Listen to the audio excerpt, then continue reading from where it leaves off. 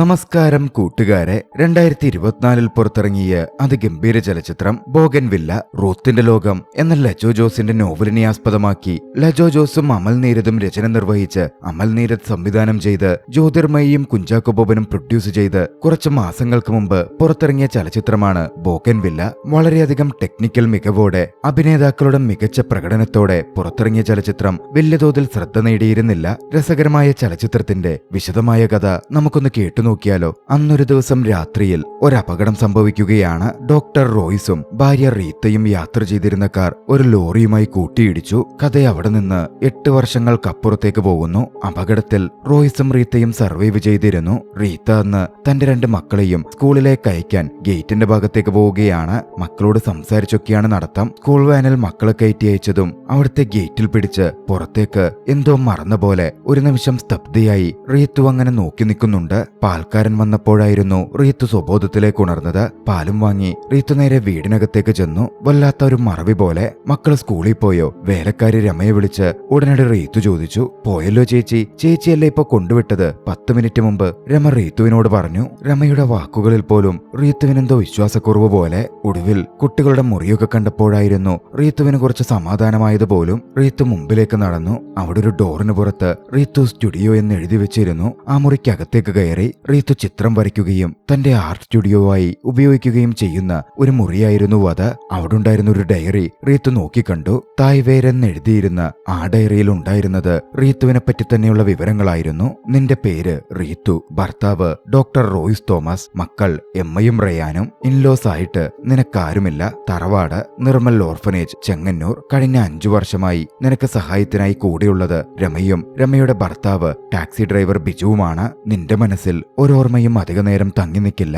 അതിന് കാരണം നിനക്ക് പറ്റിയ കാർ അപകടമാണ്. നിനക്ക് റെട്രഗേഡ് അംനീഷ്യ എന്ന അസുഖമാണ്. With lots of love, Roychan. ഡയറിക്കകത്തെ കുറിപ്പ് വായിച്ചതും റീത്തുവിന് തന്നെപ്പറ്റി തന്നെ ഒരു ബോധ്യം വന്നിരുന്നു. ആ വീട്ടിൽ മടുപ്പോടെ മറവിയോടെ കഴിയുക മാത്രമായിരുന്നു റീത്തു ചെയ്തുകൊണ്ടിരുന്നത്. ഇടയ്ക്കിടയ്ക്ക് അവൾക്ക് ഓർമ്മ വരുന്ന ചുവന്ന ബോഗൻവില്ല പൂക്കളുള്ള ഒരു ബോഗൻവില്ല ചെടി അവൾ തന്റെ ആർട്ട് സ്റ്റുഡിയോയിൽ വെച്ച് വരയ്ക്കും. മറുവശത്ത് റോയ്ച്ചനാകട്ടെ ഡോക്ടറായി പ്രാക്ടീസ് ചെയ്യുന്നുണ്ട്. സ്ഥിരമായി തന്റെ ആശുപത്രിയിൽ പോകും. ആശുപത്രിയിലുള്ളവർക്കും റീത്തുവിന്റെ കാര്യം അറിയാമായിരുന്നു. റോയ്ച്ചൻ തന്നെ അവരോടൊക്കെ റീത്തുവിന്റെ അസുഖത്തെപ്പറ്റി പറഞ്ഞിട്ടുണ്ട്. നല്ലൊരു പീഡിയാട്രീഷ്യനായിരുന്നു അയാൾ. കുട്ടികളോട് സൗമ്യമായി പെരുമാറിയിരുന്ന വ്യക്തി. അന്ന് നഴ്സ് വന്നപ്പോ റോയ്സിനോട് റീത്തുവിനെ പറ്റി ചോദിച്ചു. റോയ്സ് പറഞ്ഞു, ഓക്കെയാണോന്ന് ചോദിച്ചാ അത്ര ഓക്കെ അല്ല, പക്ഷെ ഞാൻ കൂടെയുള്ളപ്പോ അവൾ സന്തോഷവതിയാണ്. ചിലപ്പോ തോന്നും ഈ ജോലിയൊക്കെ വിട്ട് അവളുടെ കൂടെ തന്നെ ഇരുന്നാലോ എന്ന്. റോയ്ച്ചന്റെ ഓർമ്മകൾ ഒരു നിമിഷം ആക്സിഡന്റ് നടന്ന ശേഷം ഡോക്ടർ കൺസൾട്ട് ചെയ്തതിലേക്ക് പോയി. അന്ന് സൈക്യാട്രിസ്റ്റ് കൂടിയായ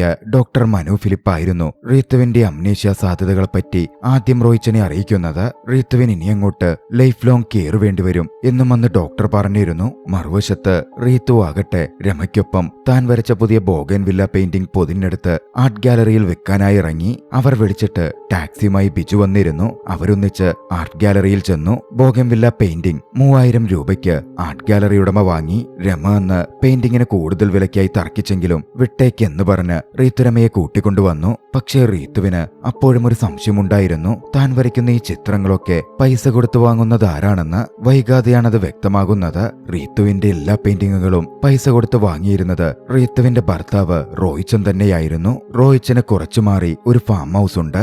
എല്ലാ വീക്കെൻഡിലും റോയ്ച്ചൻ ഫാം ഹൗസിലേക്ക് പോകും. അവിടെ കൃഷിയും മറ്റു കാര്യങ്ങളുമൊക്കെയുണ്ട്. ഫാം ഹൗസിലെ ഒരു മുറിയിൽ റീത്തു വരച്ച എല്ലാ ചിത്രങ്ങളും റോയ്സ് കൂട്ടിവെച്ചിരുന്നു. ഫാം ഹൗസിൽ എത്തുന്ന റോയ്സ് അവിടെ കുറച്ചുനേരം മദ്യപിച്ചൊക്കെ വിശ്രമിക്കും. ജോലിക്കാർ പച്ചക്കറികളും മറ്റു വസ്തുക്കളുമൊക്കെ പാക്ക് ചെയ്ത് വണ്ടിയിൽ ലോഡ് ചെയ്തു കഴിഞ്ഞു എന്ന് വന്ന് പറയുമ്പോ അവരെയും കൂട്ടിക്കൊണ്ട് റോയ്സ് മലയിറങ്ങും. താഴ്വാരത്തുള്ള അവരുടെ വീടിന്റെ ഭാഗത്ത് അവരെ ഡ്രോപ്പ് ചെയ്ത ശേഷം വീട്ടിലേക്ക് തിരികെ പോവും. ഇതായിരുന്നു റോയ്സിന്റെ പതിവ്. അടുത്തൊരു ദിവസം ഒരു സംഭവമുണ്ടായി. തനിക്ക് ബോഗൻവില്ല ചിത്രങ്ങൾ ഒഴിച്ച് വേറൊന്നും വരയ്ക്കാൻ പറ്റുന്നില്ലെന്ന് പറഞ്ഞ് റീത്തു അലറിക്കരയാനും പ്രശ്നമുണ്ടാക്കാനും ആരംഭിച്ചു. റീത്തുവിനെ സമാധാനിപ്പിക്കാൻ രമ ശ്രമിച്ചിട്ട് സാധിക്കുന്നുണ്ടായിരുന്നില്ല.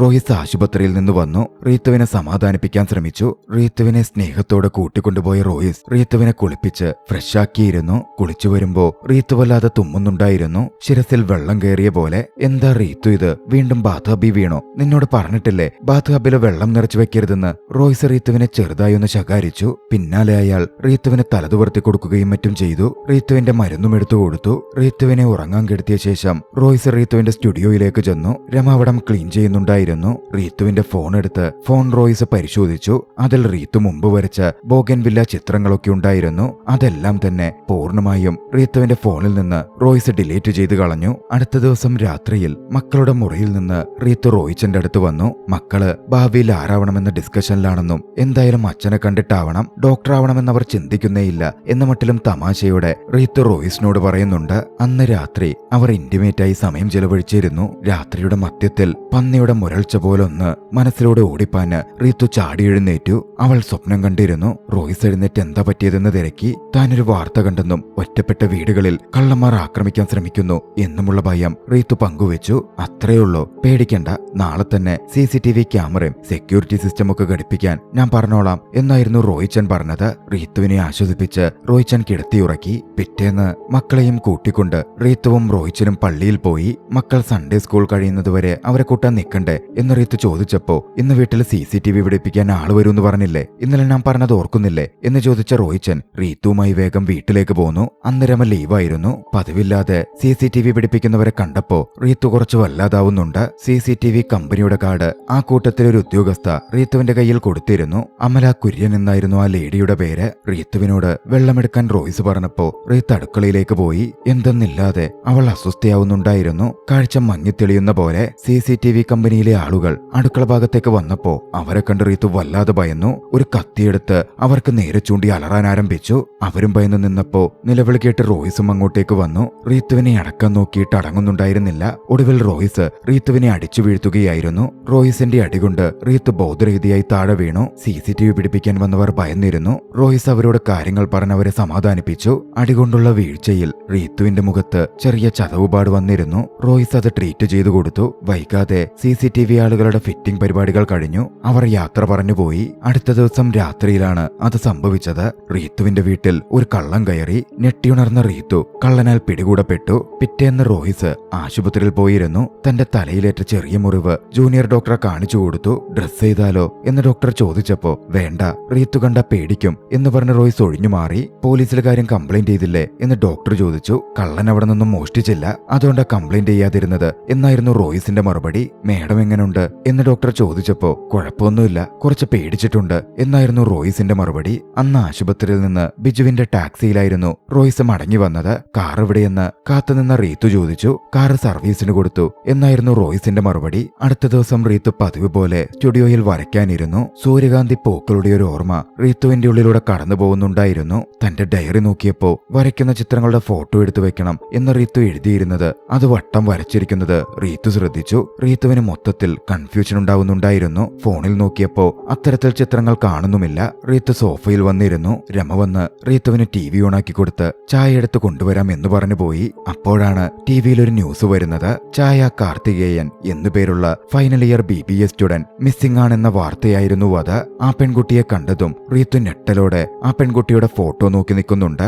ആ പെൺകുട്ടി ധരിച്ചിരുന്നതും സൂര്യകാന്തി പൂക്കളുള്ള ഒരു ഡ്രസ്സായിരുന്നു. തേനിയിലെ വലിയൊരു പൊളിറ്റിക്കൽ ലീഡറിന്റെ മകളാണ് ചായയെന്നും TVയിൽ പറയുന്നുണ്ടായിരുന്നു. റീത്തുവാകെ വല്ലാതായി. കണ്ണടച്ചപ്പോൾ സൂര്യകാന്തി തോട്ടവും അതിനുള്ളിലൂടെ ഓടുന്ന തന്നെയും അവിടെ നിൽക്കുന്ന ചായയും ഒക്കെ റീത്തുവിന്റെ മനസ്സിൽ തെളിഞ്ഞു വരാൻ തുടങ്ങി. റീത്തു വല്ലാതെ കൺഫ്യൂസ്ഡായി തലവേദന എടുത്തിരിക്കാൻ ആരംഭിച്ചു. അപ്പോഴായിരുന്നു രമ വരുന്നത്. എന്തു പറ്റിയെന്ന് രമ ചോദിച്ചപ്പോ എനിക്ക് ഈ പെൺകുട്ടിയെ അറിയാം, എവിടെയോ കണ്ടിട്ടുണ്ട് എന്ന് റീത്തു പറഞ്ഞു നിൽക്കെ രമ പറഞ്ഞു, മേഡത്തിന് ഓർമ്മയില്ലേ ഇന്നലെ നമ്മൾ പുറത്തു പോയപ്പോ ഒരു പോലീസുകാരൻ വന്ന് ഈ പെൺകുട്ടിയുടെ ഫോട്ടോ കാണിച്ച് അറിയൂന്ന് ചോദിച്ചത്? മേഡം അറിയില്ല എന്നും പറഞ്ഞു. രമയുടെ ആ വിശദീകരണം കേട്ടപ്പോഴായിരുന്നു റീത്തുവിന് കുറച്ച് സമാധാനമായത്. ചായ കുടിച്ച് TVയിലേക്ക് നോക്കിക്കൊണ്ടിരിക്കെ റീത്തു വീണ്ടും പറഞ്ഞു, എനിക്ക് ഈ പെൺകുട്ടിയെ അറിയാം. അടുത്ത ദിവസം റീത്തുവും രമയും കൂടി റീത്തുവിന്റെ ബ്രേസ്ലെറ്റ് തിരഞ്ഞു. എത്ര അന്വേഷിച്ചിട്ടും അത് കിട്ടുന്നുണ്ടായിരുന്നില്ല.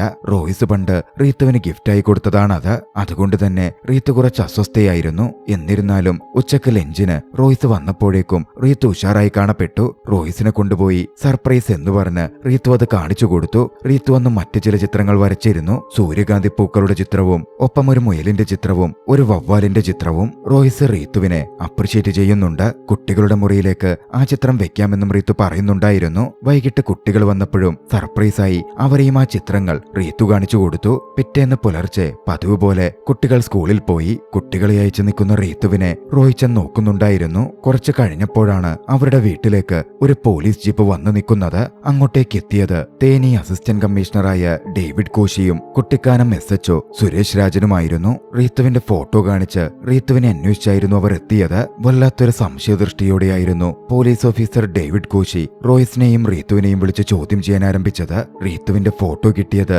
മറിയൻ കോളേജിന്റെ CCTV ദൃശ്യങ്ങളിൽ നിന്നുമാണ്. മറിയൻ കോളേജിന് മുമ്പിൽ ചായ കാണാതാവുന്നതിന് മുമ്പ് റീത്തു ചായയെ നിരീക്ഷിക്കുന്നതും ചായയുടെ പിന്നാലെ പോകുന്നതും CCTV ദൃശ്യങ്ങളിൽ പതിഞ്ഞിട്ടുണ്ടായിരുന്നു. മിസ്സിംഗ് ആയ ചായയെ അന്വേഷിക്കുകയാണല്ലോ. രാഷ്ട്രീയ പ്രഷർ ഉള്ളതുകൊണ്ട് ഡേവിഡിനാണ് അതിന്റെ ഉത്തരവാദിത്തം. അതിന്റെ ഭാഗമായിട്ടായിരുന്നു കിട്ടിയ ലീഡ് വെച്ച് ഡേവിഡ് റീത്തുവിനെ ചോദ്യം ചെയ്യാൻ അങ്ങോട്ടേക്ക് എത്തിയത്. പക്ഷേ മറിയൻ കോളേജിന്റെ മുമ്പിൽ താൻ പോയതായി പോലും റീത്തുവിന് ഓർമ്മ കിട്ടുന്നുണ്ടായിരുന്നില്ല. ചായയുടെ ഫോട്ടോ കാണിച്ച് ഈ പെൺകുട്ടിയെ അറിയുമോ എന്ന് ചോദിച്ചപ്പോ എവിടെയോ കണ്ടിട്ടുണ്ട്, ഓർമ്മ കിട്ടുന്നില്ലെന്നായിരുന്നു അവൾ പറഞ്ഞത്. ഡേവിഡ് ചോദ്യം ചെയ്യൽ തുറന്നപ്പോ 1 മിനിറ്റ് എന്ന് പറഞ്ഞ് ഡേവിഡിനെ റോയ്സ് പുറത്തേക്ക് കൊണ്ടുപോയി. റീത്തുവിന്റെ രോഗാവസ്ഥയെ പറ്റിയുള്ള കാര്യങ്ങൾ മുഴുവൻ ഡേവിഡിനോട് വിശദീകരിച്ചു.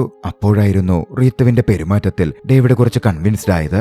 എന്നിരുന്നാലും ഡേവിഡിന് സംശയം നിലനിന്നിരുന്നു. അടുത്ത ദിവസം ഓഫീസിലേക്ക് വരണമെന്നും വരുമ്പോ റീത്തുവിന്റെ മെഡിക്കൽ ഡോക്യുമെന്റ്സ് കൊണ്ടുവരണം എന്നുമൊക്കെ ഡേവിഡ് പ്രത്യേകം റോയ്സിനോട് പറയുന്നുണ്ട്. ഇതേസമയം SHO ആകട്ടെ വീട്ടിലെ CCTV ദൃശ്യങ്ങൾ കോപ്പി ചെയ്തെടുത്തിരുന്നു. പിറ്റേന്ന് തുടർ ചോദ്യം ചെയ്യലിന് പോലീസ് ക്ലബിലേക്ക് റീത്തുവും റോയ്സും എത്തി. ഡേവിഡ് കോശി റീത്തുവിനടുക്കൽ ചായയുടെ ഫോട്ടോ വീണ്ടും കാണിച്ച് ഈ കുട്ടിയെ കണ്ടതായി ഓർക്കുന്നുണ്ടോ എന്ന് ചോദിച്ചു. ചായ ഓർത്തെടുക്കാൻ ശ്രമിച്ചു. മരിയൻ കോളേജ് ഹോസ്റ്റലിന് മുമ്പിൽ ഈ പെൺകുട്ടി വേറെ ആർക്കൊപ്പം നടന്നു പോകുന്നത് ഞാൻ കണ്ടു എന്നായിരുന്നു റീത്തു ആദ്യം പറഞ്ഞത്.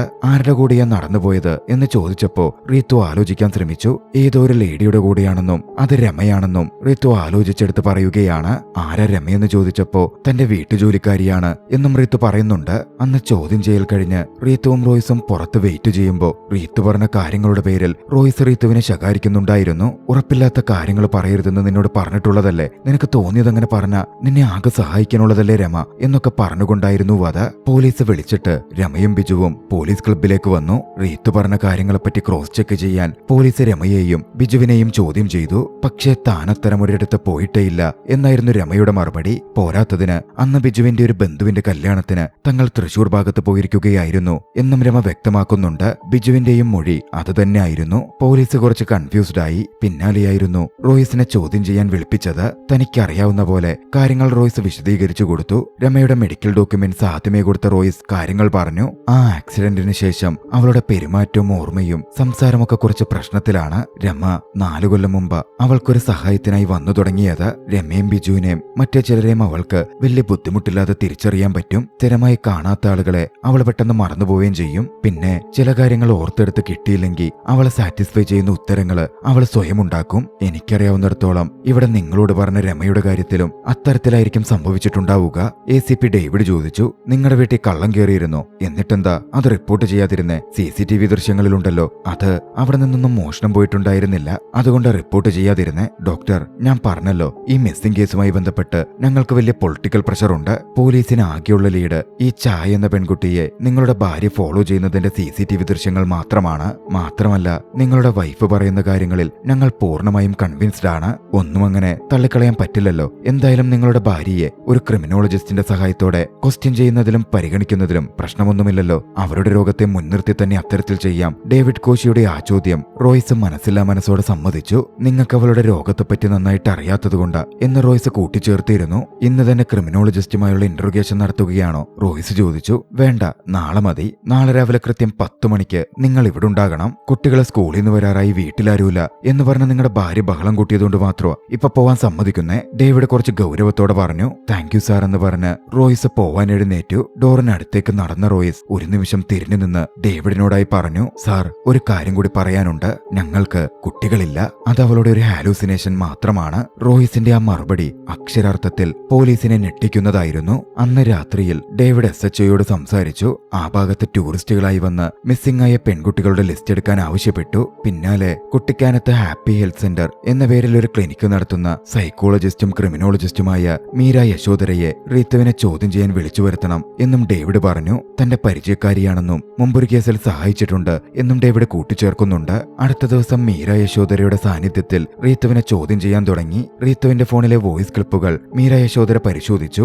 ആദ്യത്തെ ക്ലിപ്പ് തന്നെ റോയ്സിനെ എങ്ങനെ വിവാഹം കഴിച്ചു എന്നതായിരുന്നു. ഓർഫനേജിൽ കാലിൽ പരിക്ക് പറ്റി ആശുപത്രിയിൽ പോയ സമയത്ത് റോയ്സ് റീത്തുവിനെ റീത്തുവിനെ കണ്ട് ഇഷ്ടപ്പെട്ട് മദറിനോട് വിവാഹം കഴിച്ചോട്ടെ എന്ന് ചോദിക്കുകയും മദർ സമ്മതിക്കുകയുമായിരുന്നു എന്നതിൽ റെക്കോർഡ് ചെയ്യപ്പെട്ടിരുന്നു. അത്തരത്തിൽ ഓരോ റെക്കോർഡിങ്ങും അവർ കേട്ടിരുന്നു. ഛായ കാർത്തികേയനെ കാണാതാവുന്നത് നവംബർ 11-നാണ്. അതിനു മുമ്പോ ശേഷോ ആ കുട്ടിയെ പറ്റിയുള്ള റെക്കോർഡിങ്ങുകളൊന്നും കേട്ടില്ലല്ലോ എന്ന് ഡേവിഡ് ചോദിച്ചു. അതൊന്നും ഞാൻ റെക്കോർഡ് ചെയ്ത് കാണില്ല എന്നായിരുന്നു റീത്തുവിന്റെ മറുപടി. ഛായയെ പരിചയമുണ്ടെന്നല്ലേ പറഞ്ഞേ, മാത്രമല്ല ഛായയെ ഫോളോ ചെയ്യുന്നതൊക്കെ CCTVയിലും ഉണ്ടായിരുന്നു. എനിക്കറിയില്ല, റീത്തുവിന്റെ മറുപടി വന്നു. റീത്തു എല്ലാ ദിവസവും വോയിസ് റെക്കോർഡ് ചെയ്യാറുണ്ടോ, ഡയറി എഴുതാറുണ്ടോ, ഛായയെ പറ്റി എന്തെങ്കിലും ഓർത്തെടുക്കാൻ പറ്റുന്നുണ്ടോ? മീരയുടെ ചോദ്യങ്ങൾ റീത്തുവിനെ തേടിയെത്തി. എല്ലാ ദിവസവും റെക്കോർഡ് ചെയ്യാറില്ല, ഡയറി ആവശ്യമുള്ളതിടയ്ക്ക് എഴുതാറുണ്ട്. ഛായയെപ്പറ്റി ചോദിച്ചപ്പോ കുറച്ച് ചിന്തിച്ച റീത്തു ആ പെൺകുട്ടിയെ കാണാതായ വാർത്ത TV-യിൽ കണ്ടിരുന്നു എന്ന് അവരോട് പറഞ്ഞു. റീത്തു എന്താ എപ്പോഴും ബോഗൻവില്ല മാത്രം വരയ്ക്കുന്നേ, എന്തുകൊണ്ടാണെന്ന് എനിക്കറിയില്ല, റീത്തു അസ്വസ്ഥതയോടെ മറുപടി പറഞ്ഞു.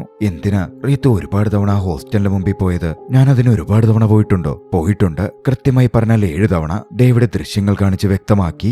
7ാമത്തെ തവണയാണ് നിങ്ങൾ ഛായയെ ഫോളോ ചെയ്തത്. അവിടെയാണ് ഛായയെ ഈ ലോകം അവസാനമായി കാണുന്നതും. ഛായയും രമയും സംസാരിക്കുന്നു എന്ന് റീത്തു പറഞ്ഞില്ലേ? ഛായയോടൊന്ന് സംസാരിച്ചത് യഥാർത്ഥത്തിൽ രമയല്ല, അത് റീത്തുവാണ്. റീത്തുവിന് അത് എന്തെങ്കിലും ഓർത്തെടുക്കാൻ പറ്റുമോ? മീരയുടെ ചോദ്യം റീത്തുവിനെ ആ ഓർമ്മകളിലേക്ക് കൊണ്ടുപോയി. ഓർത്തെടുക്കാൻ റീത്തു ശ്രമിച്ചിട്ടും കിട്ടുന്നുണ്ടായിരുന്നില്ല. എന്തായാലും രമയല്ലെന്ന കാര്യം പോലീസ് വെരിഫൈ ചെയ്തിരുന്നു. ആ കാര്യവും അവർ റീത്തുവിനെ അറിയിച്ചു. താനാണെന്ന് ഛായയ്ക്കൊപ്പം ഉണ്ടായിരുന്നത് എന്ന അറിവ് റീത്തുവിന് ചെറിയ ഷോക്കിംഗ് ആയിരുന്നു. എന്തായാലും ആ സംഭവത്തോടെ റീത്തുവിനടുക്കൽ രമയെ ജോലിക്ക് വിടില്ല എന്ന് ബിജു തീരുമാനിച്ചിരുന്നു. രമയ്ക്കും മടിയുണ്ടായിരുന്നു. ഒടുവിൽ രമയോട് പറഞ്ഞ് സമ്മതിപ്പിക്കാൻ റോയ്സും റീത്തുവും കൂടി ബിജുവിന്റെയും രമയുടെയും വീട്ടിലെത്തി. ആദ്യമൊക്കെ അവർ സമ്മതിച്ചില്ലെങ്കിലും റോയ്സ് ഒരുപാട് അപേക്ഷിച്ചപ്പോ ഒടുവിൽ ബിജുവും രമയും വീണ്ടും വീട്ടുജോലിക്കായി എത്താമെന്ന് സമ്മതിച്ചു. ആ ഇടയ്ക്കാണ് മറ്റൊന്നുകൂടി സംഭവിക്കുന്നത്. ഒരു കള്ളന്റെ മൃതദേഹം കണ്ടുകിട്ടി. മൃതദേഹത്തിനടുത്ത് നിന്ന് കിട്ടിയ വസ്തുക്കളിൽ ഒരു ബ്രേസ്ലെറ്റും ഉണ്ടായിരുന്നു. കൃത്യമായി പറഞ്ഞാൽ കാണാതായ റീത്തുവിന്റെ ബ്രേസ്ലെറ്റ്. ഇതേസമയം മറുവശത്ത് വീട്ടിൽ ഓൺലൈൻ ഓർഡർ ചെയ്ത് രമയ്ക്ക് പുതിയ ചെരുപ്പ് വന്നിരുന്നു. അതിനെപ്പറ്റി റീത്തുവും രമയും സംസാരിച്ചിരിക്കെ റീത്തുവിന്റെ ബ്രേസ്ലെറ്റിനെ പറ്റി രമ ഓർമ്മിപ്പിച്ചു. വീട് മുഴുവൻ തിരഞ്ഞിട്ടും ബ്രേസ്ലെറ്റ് കിട്ടിയില്ലല്ലോ, റോയിച്ചന്റെ കാറിലുണ്ടാവുമോ എന്ന് രമ സംശയം പ്രകടിപ്പിച്ചപ്പോ കാർ അവർ പരിശോധിക്കുകയാണ്. കാറിനകത്തു നിന്നും ബ്രേസ്ലെറ്റ് കിട്ടിയില്ല. റോയ്സ് അന്ന് ഫാം ഹൗസിൽ പോയിരിക്കുകയായിരുന്നു, അതുകൊണ്ട് ട്രക്കാണ് കൊണ്ടുപോയത്, കാർ കൊണ്ടുപോയിരുന്നില്ല. രമ റീത്തുവിനോട് ചോദിച്ചു, അന്ന് ഹോസ്പിറ്റലിൽ പോയ ശേഷം കാർ സർവീസിന് കൊടുത്തില്ലായിരുന്നോ? അത് ചേച്ചി ഓർക്കുന്നുണ്ടോ? ഇനി അവിടെങ്ങാനും പോയതായിരിക്കോ? അത് കേട്ടതും നമുക്ക് അവിടെ പോയി ചെക്ക് ചെയ്താലോ എന്നായി റീത്തു. അങ്ങനെ ബിജുവിനെ വിളിച്ചു വരുത്തി ടാക്സിയിൽ സർവീസ് സെന്ററിലേക്ക് റീത്തുവും രമയും ബിജുവും കൂടി പോയി. അവിടെ ചെന്ന് അന്വേഷിച്ചപ്പോ അവർക്കറിയാൻ സാധിച്ചത് റോയ്സിന്റെ കാർ ആ ഒരു ഡേറ്റിലൊന്നും സർവീസിന് വന്നിട്ടേയില്ലെന്നായിരുന്നു. 4 മാസം മുമ്പാണ് കാർ അവസാനമായി സർവീസിന് വന്നത്. പിന്നാലെ അതിനു മുമ്പ് ഹോസ്പിറ്റലിൽ പോയപ്പോ ബ്രേസ്ലെറ്റ് അവിടെങ്ങാനും നഷ്ടപ്പെട്ടോ എന്ന തരത്തിലേക്ക് ചിന്തകൾ മാറി. മൂവരും അന്വേഷിച്ച് ആശുപത്രിയിൽ ചെന്നു. ബിജു പരിചയക്കാരൻ സെക്യൂരിറ്റിയെ ഒന്ന് ചൂടാക്കി ബ്രേസ്ലെറ്റിന്റെ കാര്യം അന്വേഷിക്കുന്നുണ്ടായിരുന്നു. സെക്യൂരിറ്റിക്ക് അതത്ര ഇഷ്ടപ്പെട്ടില്ല. റീത്തുവല്ലേ കാർ ഓടിച്ചു വന്നത്, അവരോട് ചോദിച്ചാൽ അറിയാൻ പറ്റുമല്ലോ എന്ന തരത്തിൽ അയാൾ തിരിച്ചു ചോദിച്ചപ്പോ അത് വിട് മേഡം, കാർ ഓടിക്കൊന്നുമില്ല എന്ന് ബിജു പറഞ്ഞു. ആര് പറഞ്ഞു നിന്റെ അടുത്ത്? അവർ നല്ല അസലായി കാർ ഓടിക്കും. ഞാനല്ലേ കാഷ്വാലിറ്റിയുടെ ഭാഗത്ത് ആ സമയം ഉണ്ടായിരുന്നേ, നിനക്ക് ഞാൻ കാണിച്ചു തരാം എന്ന് പറഞ്ഞ് അയാൾ കാര്യഗൗരവത്തിൽ തന്നെ ബിജുവിനെ CCTV മുറിയിലേക്ക് കൊണ്ടുപോയി. CCTV ദൃശ്യത്തിലെ കാഴ്ച കണ്ട് അക്ഷരാർത്ഥത്തിൽ ബിജു ഞെട്ടിയിരുന്നു. അന്ന് കാർ ബ്രില്യന്റായി ഓടിച്ചു വന്നത് റീത്തുവായിരുന്നു. പിന്നാലെ റീത്തുവും രമയും വന്ന് അതേ ദൃശ്യങ്ങൾ കണ്ടു. റീത്തുവിന് തന്റെ കണ്ണുകളെ വിശ്വസിക്കാൻ പറ്റുന്നുണ്ടായിരുന്നില്ല. താൻ കാർ ഓടിക്കുമോ? ആ സംശയം റീത്തുവിന്റെ ഉള്ളിൽ നിറഞ്ഞു നിന്നു. രമയോടും റീത്തു അത് ചോദിച്ചെങ്കിലും രമയ്ക്കും ഒരു പിടുത്തവും കിട്ടുന്നുണ്ടായിരുന്നില്ല. അന്ന് വൈകിട്ട് റോയിച്ചൻ വന്നപ്പോ റീത്തു വല്ലാതെ പാനിക്കായിരുന്നു. താൻ അറിഞ്ഞ കാര്യങ്ങളെപ്പറ്റി റീത്തു റോയിച്ചനോട് ചോദിക്കാൻ തുടങ്ങി. കാറ് സർവീസിന് കൊടുത്ത കാര്യം റോയിച്ചൻ എന്തിനാ കള്ളം പറഞ്ഞത് എന്ന റീത്തുവിന്റെ ചോദ്യത്തിന് കാറില് ചോരപ്പാടുകൾ ഉണ്ടായിരുന്നു, അതുകൊണ്ട് ലോക്കൽ വർക്ക്ഷോപ്പിലാ കൊടുത്തേ എന്ന് റോയിച്ചൻ മറുപടി പറഞ്ഞു. എനിക്ക് ഡ്രൈവിംഗ് അറിയോ എന്നായി റീത്തുവിന്റെ അടുത്ത ചോദ്യം. അവൾ ഷൗട്ട് ചെയ്യാൻ തുടങ്ങിയപ്പോ സമാധാനപ്പെടുന്നു പറഞ്ഞ റോയിച്ചൻ, നിനക്ക് ഡ്രൈവിംഗ് അറിയാം, ഞാനാ നിന്നെ പഠിപ്പിച്ചത് എന്ന് അവളോടായി പറഞ്ഞു. പിന്നാലെ അന്ന് രാത്രി എന്താ സംഭവിച്ചത്? ആശുപത്രി പോയപ്പോ CCTV ദൃശ്യങ്ങളിൽ ഞാൻ കാർ ഓടിക്കുന്നത് കണ്ടു എന്നവൾ വല്ലാതെ പരിഭ്രാന്തിയായി പറയുന്നുണ്ടായിരുന്നു. റോയിച്ചൻ നടന്ന കാര്യങ്ങൾ വിശദീകരിച്ചു. കള്ളൻ കടന്നു കയറിയ ആ രാത്രി കള്ളൻ ആദ്യമേ റോയിച്ചനെ തലക്കടിച്ചു വീഴ്ത്തിയിരുന്നു. പിന്നാലെയാണ് റീത്തുവിനെ ആക്രമിച്ചത്. റോയിച്ചൻ കണ്ണു തുറന്നപ്പോ കണ്ടത് ബോധം കെട്ടുകിടക്കുന്ന റീത്തുവിനെയായിരുന്നു. എന്താ ചെയ്യേണ്ടതെന്നറിയാതെ റോയിച്ചൻ അവിടുത്തെ ബെഡ് ലാമ്പ് എടുത്ത് ആ കള്ളന്റെ തലക്കടിച്ചു വീഴ്ത്തി. അടികൊണ്ട് അവൻ ഇറങ്ങിയോടി. നീ എപ്പോഴേക്കും ഉണർന്നിരുന്നു. നമ്മൾ രണ്ടാളും കൂടി കാറിൽ അവനെ ഫോളോ ചെയ്തു. അവനൊരു പാലത്തിന്റെ മുകളിൽ നിന്ന് എടുത്തു ചാടി കളഞ്ഞു. മുമ്പോട്ട് കുറച്ചു പോയതും എനിക്ക് മയക്കം വരാൻ തുടങ്ങി. എന്നെ മാറ്റിയിരുത്തി. പിന്നെ കാർ ഓടിച്ചു പോയത് നീയായിരുന്നു. എന്നിട്ട് നമ്മൾ രണ്ടാളും ഒരുമിച്ച് ആശുപത്രിയിൽ പോയി. റോയിച്ചൻ അത്രയും വിശദീകരിച്ചപ്പോ റീത്തുവിന് ആശ്വാസം തോന്നി. റീത്തുവിന് കുറെ ഉത്തരങ്ങൾ കിട്ടിയിരുന്നു. റോയിച്ചൻ പിന്നാലെ വിശദീകരിച്ചു. ഇത് ഇതെല്ലാം 1-2 തവണ മുമ്പേ നിന്നോട് ഞാൻ പറഞ്ഞതാ, നീ മറന്നുപോയിട്ടാ റീത്തു. റോയിച്ചനോട് സോറി പറഞ്ഞ് റീത്തു കരയാൻ തുടങ്ങി. റോയിച്ചൻ റീത്തുവിനെ ആശ്വസിപ്പിച്ചു. അടുത്ത ദിവസം വീണ്ടും റീത്തുവിന്റെ ഇന്ററോഗേഷൻ നടക്കുകയാണ്. ആ സമയം റീത്തു ചായയുടെ കൂടെ ഉണ്ടായിരുന്നത് താനാണ് എന്ന് പോലീസിനോട് പറഞ്ഞു. ആദ്യം രമ്യയാണെന്ന് പറയുന്നു, ഇപ്പോ റീത്തുവാണെന്ന് പറയുന്നു. ഡേവിഡിന് നല്ല ദേഷ്യം വന്നിരുന്നു. ഡേവിഡ് ആ രോഷം റീത്തുവിനോട് പ്രകടിപ്പിച്ചു. പിന്നാലെ റോയിസിനെ വിളിക്കാൻ പറഞ്ഞ് റീത്തുവിനോട് പുറത്തു നിൽക്കാൻ ആവശ്യപ്പെട്ടു. റോയിസ് വന്നപ്പോ പോലീസുകാർ റോയിസിനോട് ചോദ്യങ്ങൾ ചോദിക്കാൻ തുടങ്ങി. റീത്തുവും ചായയും തമ്മിൽ എന്തോ കണക്ഷൻ ഉണ്ട്. റോയിസ് ചിരിയോടെ പറഞ്ഞു, അവര് തമ്മിൽ എന്റെ അറിവിൽ കണക്ഷൻ ഉണ്ടാവാൻ സാധ്യതയൊന്നുമില്ല. പിന്നെ ഞാൻ ഹോസ്പിറ്റലിൽ പോയാൽ റീത്തുവും രമയും പുറത്ത് ഷോപ്പിങ്ങിനൊക്കെ പോവാറുണ്ട്. ആ സമയം യാദൃച്ഛികമായി ചായയെ ചിലപ്പോ കണ്ടിട്ടുണ്ടാവാം, സംസാരിച്ചിട്ടുണ്ടാവാം. ഇനി ചിലപ്പോ ഇതൊന്നും തന്നെ ആവണമെന്നുമില്ല. ചായയുടെ ന്യൂസ് കണ്ട് കൺഫ്യൂസ്ഡ് ആയതുമായാലും മതി. ഡേവിഡ് റോയിസിനോടായി ഗൗരവത്തിൽ പറഞ്ഞു, ചായയ്ക്ക് എന്താണ് സംഭവിച്ചത് എന്ന് റീത്തുവിനറിയാം. ആ കാര്യം ഞങ്ങൾക്ക് നല്ല ഉറപ്പുണ്ട്. അടുത്ത ദിവസം റീത്തു പതിവ് പോലെ ബോഗൻ വില്ലകൾ വരച്ചു. ആ സമയം അലക്കുവാൻ തുണി ചോദിച്ച് രമ കടന്നു വന്നു. പിള്ളേരുടെ മുറിയെന്നുള്ളത് കൂടി എടുത്തു എന്ന് റീത്തു പറഞ്ഞ് റീത്തു ബെഡ്റൂമിൽ ബെഡ്ഷീറ്റും മറ്റും എടുക്കുവാൻ പോയി. ബെഡ്ഷീറ്റ് എടുക്കുമ്പോ ബെഡിനടിയിൽ വെച്ചിരുന്ന 2 കുറിപ്പുകൾ താഴേക്ക് വീണു. ആ കുറിപ്പുകൾ റീത്തു തന്നെ എഴുതി വെച്ചതായിരുന്നു. ഒന്നിലെഴുതിയിരുന്നത്, എനിക്ക് ചായ കാർത്തികേയനെ അറിയാം. മറ്റൊന്നിൽ, വീട്ടിൽ കയറിയ കള്ളനെ റോയിച്ചൻ അടിച്ചോടിച്ചു. ഇത് രണ്ടും കൂടി വായിച്ചതോടെ റീത്തു വല്ലാതെ ഷോക്കായി ഒരു നിമിഷം നിൽക്കുന്നുണ്ട്. എന്താണ് നടന്നത്, എന്താണ് സംഭവിച്ചതെന്നറിയാതെ റീത്തു ആലോചിച്ച് ആകെ കൺഫ്യൂസ്ഡ് ആയി. അടുത്ത ദിവസം പോലീസ് സംഘം വീണ്ടും റീത്തുവിന്റെ വീട്ടിലെത്തി. റോയിസും ആ സമയം അവിടെ ഉണ്ടായിരുന്നു. കള്ളന്റെ മൃതദേഹം നേരത്തെ കണ്ടുകിട്ടിയിരുന്നല്ലോ. അതിൽ നിന്ന് ഒരു ബ്രേസ്ലെറ്റ് പോലീസിന് കിട്ടിയിരുന്നു. അത് റീത്തുവിന്റേതാണോന്ന് ക്രോസ് ചെക്ക് ചെയ്യാനും കള്ളനെ റീത്തുവിന് പരിചയമുണ്ടോ എന്ന് ചെക്ക് ചെയ്യാനുമായിരുന്നു ഡേവിഡ് എത്തിയത്. ക്രിമിനോളജിസ്റ്റായ മീര യശോധരയും കൂടെ ഉണ്ടായിരുന്നു. പക്ഷേ തനിക്ക് അയാളെ പരിചയമില്ല എന്ന് റീത്തു പറഞ്ഞു. ബ്രേസ്ലെറ്റിന്റെ കാര്യം ചോദിച്ചപ്പോ തന്റെ കയ്യിലുള്ള ബ്രേസ്ലെറ്റ് റീത്തു കാണിച്ചു കൊടുത്തു. ബ്രേസ്ലെറ്റ് നഷ്ടപ്പെട്ടിട്ടില്ല എന്നും പറഞ്ഞു. പെട്ടെന്നാണ് പുറത്ത് ഹോണടി കേട്ടത്. ദേ പിള്ളേരെത്തി, ഞാൻ വരാമെന്ന് പറഞ്ഞ് റീത്തു എഴുന്നേറ്റ് പോയി. മീര റോയിസിനോട് ചോദിച്ചു, ഇതൊരു ഡെയിലി റുട്ടീൻ പോലാണോ? അതേ എന്നായിരുന്നു റോയിസിന്റെ മറുപടി. പിന്നാലെ അവൾ മറന്നുപോയതാണ്. കള്ളൻ വീട്ടിൽ കയറിയിരുന്നുവെന്നും ബ്രേസ്ലെറ്റ് മോഷ്ടിച്ചിരുന്നു. പിന്നെയാണത് മനസ്സിലായത്. റീത്തു അത് തിരിച്ചറിഞ്ഞ് ബുദ്ധിമുട്ടുന്നത് കണ്ടപ്പോ താൻ തന്നെ പിന്നീടൊന്ന് റീത്തുവിന് മേടിച്ചു കൊടുത്തതാണ് എന്ന് റോയിസ് വ്യക്തമാക്കുന്നുണ്ട്. പിന്നാലെ ഡേവിഡ് ഒരു കാര്യം കൂടി ചോദിച്ചു. നേരത്തെ ചോദിക്കാൻ വിട്ടുപോയതാണ്. കള്ളം പോയതിന് പിന്നാലെ നിങ്ങൾ കാർ എടുത്തു പോകുന്നത് CCTV ദൃശ്യങ്ങളിലുണ്ടായിരുന്നു. നിങ്ങൾ എങ്ങോട്ടാണ് പോയത്? ഞങ്ങൾക്ക് കുറച്ച് പരിക്കുണ്ടായിരുന്നു, അതുകൊണ്ട് ആശുപത്രിയിലേക്കാ പോയെ, റോയിസ് പറഞ്ഞു. അടുത്ത ദിവസം പുലർച്ചെ റീത്ത ഉണരുമ്പോ ദേഹത്ത് വലിയ വേദന അനുഭവപ്പെടുന്നുണ്ടായിരുന്നു. റീത്ത കുളിക്കുവാൻ കയറി. കണ്ണടയിൽ നോക്കുമ്പോ ദേഹത്തെ ചതവുപാടുകളൊക്കെ റീത്ത് നോക്കിക്കാണുന്നുണ്ട്. ആരോ മർദ്ദിച്ചതുപോലുള്ള പാടുകൾ. ശേഷം റീത്ത അടുക്കളയിൽ ഒരു ചായ ഇടാൻ കയറിയപ്പോ നേരത്തെ അവിടെ റീത്ത കൊണ്ടുവച്ചിരുന്ന CCTV ഇൻസ്റ്റാളേഷൻ ചെയ്യാൻ വന്ന ടീമിന്റെ ഹെഡിന്റെ നമ്പർ അടങ്ങിയ കാർഡ് കിട്ടി. എന്തോ ആലോചിച്ച റീത്ത ഇവരെ ഒന്ന് വിളിക്കാമോ എന്ന് രമയോട് ചോദിച്ചു. പിന്നാലെ ആ ലേഡി വന്നു. അന്ന് നടന്ന മോഷണ ദൃശ്യങ്ങൾ CCTVയിൽ റീത്ത ക്രോസ് ചെക്ക് ചെയ്തു. റോയിസ് പറഞ്ഞതൊക്കെ ശരിയാണോ എന്ന് ചെക്ക് ചെയ്യുകയായിരുന്നു റീത്ത.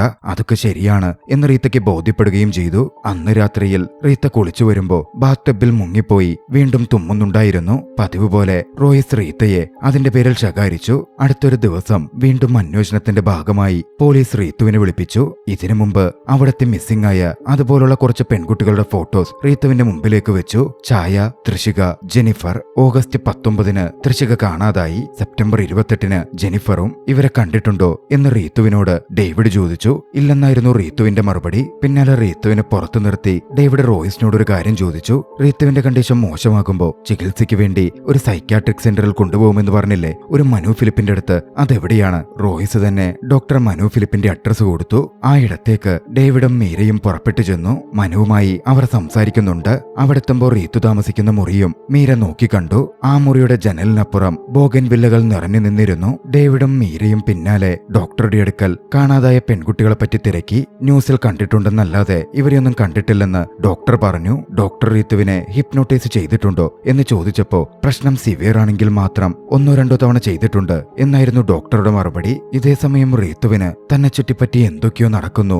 എന്ന തോന്നൽ ഉണ്ടായിക്കൊണ്ടേയിരിക്കുന്നുണ്ടായിരുന്നു. മറുവശത്ത് പോലീസ് സംഘം റീത്തുവിന് ആ പെൺകുട്ടികളെ പറ്റി എന്തോ അറിയാം എന്ന ഊഹത്തിൽ നിന്ന് ഒരു EMDR തെറാപ്പിക്ക് തയ്യാറെടുത്തു. കണ്ണുകളുടെ ചലനം വെച്ച് റീത്തുവിന്റെ ഉള്ളിൽ കിടക്കുന്ന കാര്യങ്ങൾ മനസ്സിലാക്കാനുള്ള ശ്രമമായിരുന്നു തന്നെയായിരുന്നു അത്. ഹിപ്നോട്ടൈസ് ചെയ്താലും കൃത്യമായ വിവരങ്ങൾ ലഭിക്കില്ലെന്നും റീത്തും മെനഞ്ഞെടുക്കുന്ന കഥകൾ മാത്രമായിരിക്കും കിട്ടുക എന്ന നിരീക്ഷണത്തിൽ നിന്നുമായിരുന്നു EMDR തെറാപ്പിക്ക് മീര തയ്യാറെടുത്തത്. റീത്തുവിനോടാദ്യം സന്തോഷം തരുന്ന കാര്യങ്ങൾ ആലോചിക്കാൻ പറഞ്ഞു. റീത്തു ആലോചിച്ചത് അത്രയും തന്റെയും മക്കളുടെയും കാര്യമായിരുന്നു. പിന്നാലെ ഓരോ പെൺകുട്ടികളുടെയും പേരുകൾ മീര ചോദിക്കാൻ ആരംഭിച്ചു. റീത്തു വല്ലാതെ അസ്വസ്ഥയാവുന്നതും ഭയപ്പെടുന്നതുമൊക്കെ റീത്തുവിന്റെ മുഖത്ത് പ്രകടമാവുന്നുണ്ടായിരുന്നു. എങ്ങോട്ടേക്കോ ഓടിപ്പോയി ഒരു കുളത്തിൽ വീഴുന്നതിന്റെ ഓർമ്മകൾ റീത്തുവിന്റെ ഉള്ളിൽ ഉണർന്നു വന്നു. റീത്ത് പറഞ്ഞ കുളത്തെപ്പറ്റി അറിയാമോ എന്ന് റോയ്സിനോട് ചോദിച്ചെങ്കിലും തനിക്ക് അറിവില്ലെന്നായിരുന്നു റോയ്സിന്റെ മറുപടി. റീത്തുവിന്റെ കുട്ടിക്കാലത്തിൽ വല്ലോം ഉണ്ടായിരുന്ന കുളമോ മറ്റോ ആയിരിക്കാം എന്നും റോയ്സ് പറയുന്നുണ്ട്. റീത്തുവിന്റെ മുഖത്ത് വന്ന ഭാവമാറ്റങ്ങളിൽ നിന്നും റീത്തുവിന് പെൺകുട്ടികളെ പറ്റി എന്തോ അറിയാമെന്നും അതുകൊണ്ട് അവർ മിസ്സിംഗ് ആയി എടുത്തുകൊണ്ടുപോയി പരിശോധിക്കണം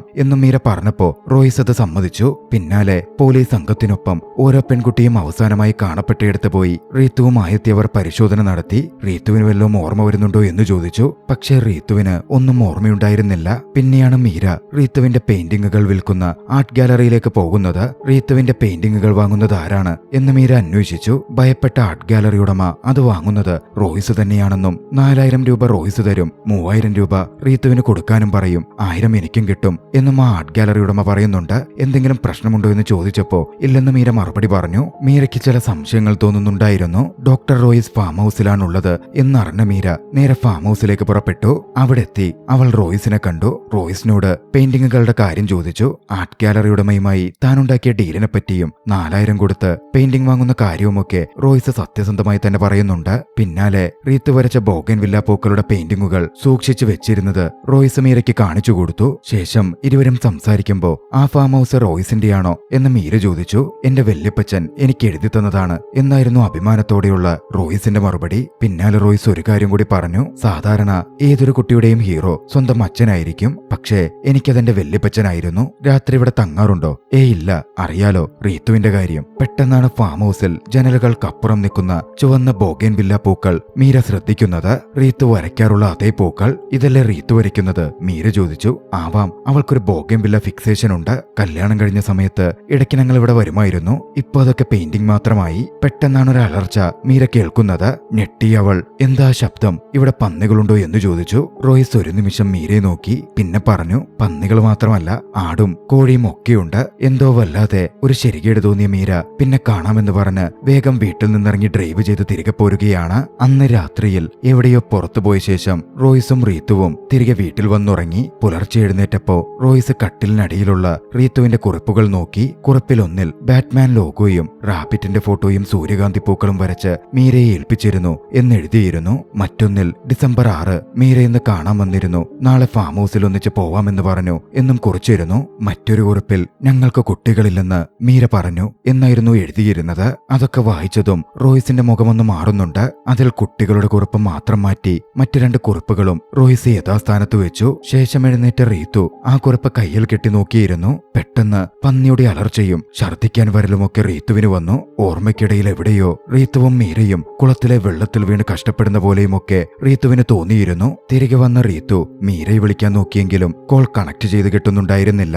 റീത്ത് പുറത്തേക്ക് വന്നപ്പോ കണ്ടത് കുട്ടികളുടെ റൂമിൽ റോയ്സ് നിൽക്കുന്നതായിരുന്നു. എന്താ റോയിച്ച എന്ന് റീത്തു ചോദിച്ചു. കുട്ടികൾ വലുതാവുമ്പോ അവര് 2 മുറിയിലാക്കണമല്ലോ എന്ന് ആലോചിക്കുകയായിരുന്നു എന്ന് പറഞ്ഞ് തിരിഞ്ഞ റോയ്സ് നമ്മുടെ വീട്ടിലെ കുറച്ച് സാധനങ്ങൾ കാണുന്നില്ലല്ലോ എന്നൊന്നും അറിയാത്ത പോലെ റീത്തുവിനോട് തിരക്കി. റീത്തു അസ്വസ്ഥമാകുന്നത് റോയ്സ് ശ്രദ്ധിച്ചിരുന്നു. എന്താ റോയിച്ച? റോയ്സ് പറഞ്ഞു, നീ കുട്ടികൾക്ക് വേണ്ടി വരച്ച ബാറ്റ്മാൻ ലോഗോയും റാബിറ്റിന്റെ ഫോട്ടോയും ഇല്ലേ, അത് കാണുന്നില്ലല്ലോ. അത് ഞാൻ മീരയ്ക്ക് കൊടുത്തിരുന്നു. അവർക്കെന്തിനാ അത് എന്ന് ചോദിച്ച റോയ്സ്, വാ നമുക്ക് കുളിക്കാമെന്ന് പറഞ്ഞ് റീത്തുവിനെ കൂട്ടിക്കൊണ്ടുപോയി. കുളി കഴിഞ്ഞ് റോയ്സ് റീത്തുവിനെ തലതുവർത്തിയിരിക്കുമ്പോഴാണ് അങ്ങോട്ടേക്ക് പോലീസുകാർ കടന്നു വരുന്നത്. ഡേവിഡും SHOയും ഉണ്ടായിരുന്നു. SHOയോട് CCTV ചെക്ക് ചെയ്യാൻ ഡേവിഡ് പറഞ്ഞു. മീരയെ അന്വേഷിച്ചു വന്നതായിരുന്നു അവർ. മീര ഇന്നലെ മുതൽ മിസ്സിംഗ് ആണ് എന്ന് ഡേവിഡ് റീത്തുവിനെയും റോയ്സിനെയും അറിയിച്ചു. മീരയെ രാവിലെയൊക്കെ വിളിക്കാൻ റീത്തു ശ്രമിച്ചിരുന്നെന്നും കിട്ടിയില്ലെന്ന് എന്നോട് പറഞ്ഞെന്നും റോയ്സ് അപ്പോൾ പറയുന്നുമുണ്ട്. മീരയുടെ ഫാദർ പറഞ്ഞനുസരിച്ച് ഇന്നലെ രാത്രി പുറത്തുനിന്നൊരു കാർ ഹോൺ സൗണ്ട് കേട്ടപ്പോ ആരാന്ന് നോക്കുവാൻ മീര ഇറങ്ങിപ്പോയെന്നും പിന്നെ തിരികെ വന്നില്ലെന്നുമാണ്. ആ സമയത്ത് SHO CCTVയിൽ എന്തോ കണ്ട് ഡേവിഡിനെ വിളിച്ചു. ഡേവിഡ് വന്ന് ചെക്ക് ചെയ്തു. 6-ാം തീയതി മീര റീത്തുവിനെ കാണുവാൻ റീത്തുവിന്റെ വീട്ടിൽ വരുന്നതിന്റെയും റീത്തുവിനോട് സംസാരിക്കുന്നതിന്റെയും റീത്തുവിന്റെ പെയിന്റിങ്ങുമായി തിരികെ പോകുന്നതിന്റെയും ദൃശ്യങ്ങളായിരുന്നു അത്. മീര പറഞ്ഞത് വല്ലതും ഓർമ്മയുണ്ടോ എന്ന് ഡേവിഡ് ചോദിച്ചു. ഇല്ലെന്നായിരുന്നു റീത്തുവിന്റെ മറുപടി. മീര പോയ ശേഷം ഫാം ഹൗസിൽ നിന്ന് ഡോക്ടർ തിരികെ വരുന്നതിന്റെയും ദൃശ്യങ്ങൾ അതിലുണ്ടായിരുന്നു. രാത്രി നിങ്ങൾ രണ്ടാളും എവിടെ എവിടെയാ പോയത് എന്ന് ഡേവിഡ് ചോദിച്ചു. പുറത്ത് ഡിന്നറിന് പോയതാ എന്നായിരുന്നു റോയ്സിന്റെ മറുപടി. പിന്നാലെ അതിന്റെ കോപ്പിയും എടുത്ത് പോലീസുകാർ പോയി. രമ വൈകുന്നത് റോയ്സിന് ബുദ്ധിമുട്ടുണ്ടാക്കുന്നുണ്ടായിരുന്നു. ഫാം ഹൗസിൽ ഇന്ന് കുരുമുളക് പറിക്കാൻ ആൾക്കാർ വരുമെന്നും അങ്ങോട്ടേക്ക് പോണമെന്നും റോയ്സ് പറയുന്നുണ്ടായിരുന്നു. രമ ഇപ്പോ വരും, റോയ്സ് പൊക്കോ, ഞാനിവിടെ ഇരുന്നോളാം എന്ന് റീത്തു പറഞ്ഞു. അത് വേണ്ട, അവള് വന്നിട്ട് പോവാം എന്ന് പറഞ്ഞ് റോയ്സ് വെയിറ്റ് ചെയ്ത് നിൽക്കെ രമ അങ്ങോട്ടേക്ക് വന്നു. അതോടെ ട്രക്കും എടുത്ത് ഫാം ഹൗസിലേക്ക് റോയ്സ് പുറപ്പെടുകയാണ്. യാത്രയ്ക്കൊടുവിൽ റോയ്സ് ഫാം ഹൗസിലേക്ക് എത്തിച്ചേർന്നു. പക്ഷേ ഫാം ഹൗസിൽ പതിവായി വണ്ടിയിടുന്ന ഇടത്തല്ല റോയ്സ് ഇട്ടതുപോലും മറ്റൊരു മുറിയിലേക്കായിരുന്നു റോയ്സ് കയറി ചെന്നത്. കുറച്ചിറച്ചി സ്റ്റീക്ക് ചെയ്ത് തന്റെ വേട്ടപ്പട്ടികൾക്ക് റോയ്സ് കൊണ്ടിട്ടുകൊടുത്തു. ശേഷം പഴയ വല്യപ്പച്ചന്റെ കസേരയിൽ വല്യപ്പച്ചനെ പോലെ റോയ്സ് ഇരിക്കാൻ ആരംഭിച്ചു. വല്യപ്പച്ചന്റെ ഫോട്ടോയിലേക്ക് ഒരു ആദരവോടെ റോയ്സ് നോക്കുന്നുമുണ്ടായിരുന്നു. റോയ്സിന്റെ ഓർമ്മകൾ പഴയകാലത്തിലേക്ക് പോയി. റോയ്സിന്റെ വല്യപ്പച്ചൻ ദേവസി ആ നാട്ടിലെ ജന്മിയായിരുന്നു. റോയ്ച്ചന്റെ അമ്മയെയും റോയ്ച്ചനെയും വീട്ടിൽ പാർപ്പിച്ചെങ്കിലും അച്ഛനെ സ്വീകരിക്കാൻ ദേവസി തയ്യാറായില്ല.